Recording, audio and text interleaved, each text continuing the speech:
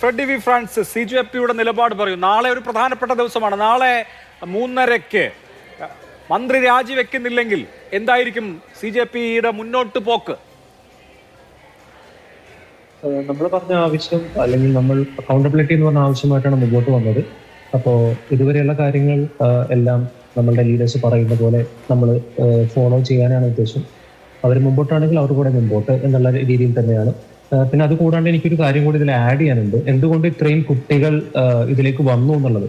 ഒരു കുട്ടിയുടെ ടീനേജിന്റെ സമയത്തിന്റെ ഒരു ടീനേജർ ആയിട്ടൊരു കുട്ടിയുടെ ഏറ്റവും കൂടുതൽ സമയം ഇതേപോലെയുള്ള പരീക്ഷകൾക്ക് വേണ്ടിയിട്ടാണ് അല്ലെങ്കിൽ ഇതിന്റെ പ്രിപ്പറേഷന് വേണ്ടിയിട്ടാണ് മാറ്റിവെക്കുന്നത്. 13 വയസ്സ് മുതൽ ഏകദേശം 15-16 വയസ്സ് വരെ 17 വയസ്സ് വരെ ഏകദേശം ഈ ഒരു മത്സര പരീക്ഷയ്ക്ക് വേണ്ടിയിട്ടാണ് പ്രിപ്പയർ ചെയ്തുകൊണ്ടിരിക്കുന്നത്. നമ്മളുടെ ലൈഫിന്റെ ഏറ്റവും ബെസ്റ്റ് സമയമാണ് നമ്മൾ ഇതിനു വേണ്ടിയിട്ട് ഇത്രയും സ്ട്രെസ്ഫുൾ ആയിട്ട് നമ്മൾ ഇതിന്റെ പുറകെ നമ്മൾ ചെലവാക്കുന്നത്. ഇതെല്ലാം കഴിഞ്ഞിട്ടാണ് നമ്മൾ എക്സാം ഹോളിലേക്ക് ചെല്ലുമ്പോൾ പരീക്ഷ പേപ്പർ ചോർന്നു എന്ന് പറയുമ്പോൾ എത്ര വർഷത്തെ കഠിനാധ്വാനമാണ് ഇല്ലാതാവുന്നത്. വളരെ നിസ്സാരവൽക്കരിച്ച് പലരും പറയുന്നത് കേട്ടു. ഇപ്പോ അത് 2ാം തീയതി കഴിഞ്ഞാൽ, ഇന്ന് നിർമ്മല സീതാരാമന്റെ ഒരു സ്റ്റേറ്റ്മെന്റും വന്നിരുന്നു, 2ാം തീയതി കഴിഞ്ഞാൽ കൂടുതൽ പെർഫോമൻസ് അല്ലെങ്കിൽ കൂടുതൽ പെർഫോം ചെയ്യാൻ പറ്റുന്നൊക്കെ.